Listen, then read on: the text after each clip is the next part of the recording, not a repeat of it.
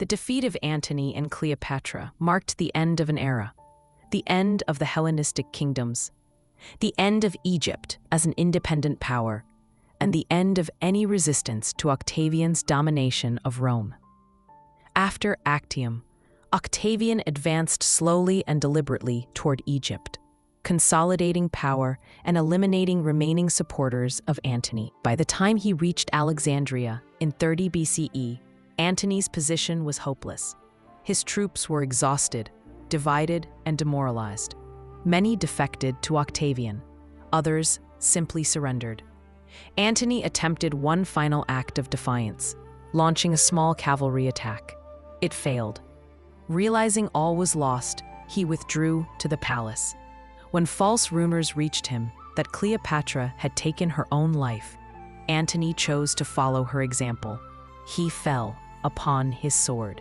But death did not come quickly. Wounded and bleeding, he was carried to Cleopatra, who was alive and in hiding. Antony died in her arms, a tragic end for a man who had once ruled half the Roman world. Cleopatra's fate now hung in the balance. She attempted to negotiate with Octavian, hoping to secure her children's safety. But Octavian had no intention of allowing her to remain a queen, or even alive. He planned to take her to Rome for his triumph. Cleopatra understood that humiliation was inevitable. She chose death over spectacle. The ancient accounts disagree on how she ended her life. Some say she allowed a venomous asp to bite her.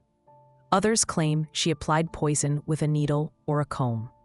Whatever the method, Cleopatra died with dignity, dressed in royal finery, lying on a golden couch in her mausoleum. Her attendants Eras and Charmian died beside her. Octavian, upon finding her body, was disappointed but not surprised.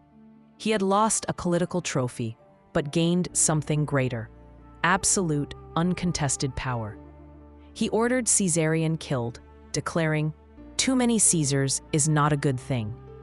The remaining children of Antony and Cleopatra were taken to Rome and raised by Octavian's sister, Octavia. With Egypt subdued, Octavian annexed the kingdom directly as a Roman province. Unlike other provinces governed by senators, Egypt became Octavian's personal possession.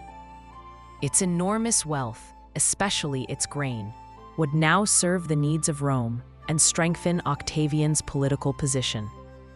In 29 BCE, Octavian returned to Rome in triumph. For 3 days, the city celebrated his victories in Illyria, Actium, and Egypt. No general before him had accomplished so much. The Senate granted him unparalleled honors. Yet Octavian was careful. He understood that Julius Caesar's downfall came from appearing too king-like. He avoided the title of monarch, presented himself as the restorer of the Republic, and relinquished powers only to receive them back in new forms.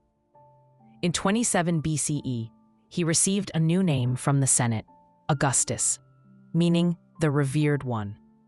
With this title, the Republic quietly transformed into an empire.